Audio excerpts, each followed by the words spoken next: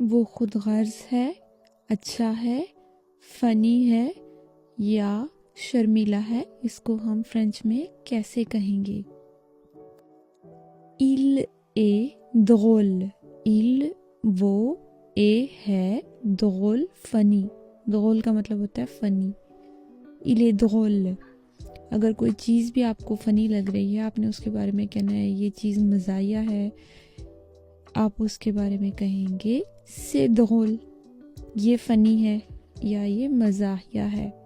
Il est drôle, वो funny है, या elle est drôle, वो लड़की फ़नी है या मज़ाहिया है. उसके बाद आता है il est égoïste. il est, वो है, egoist, selfish यानी कि खुद गर्ज. il est égoïste, वो खुद गर्ज है.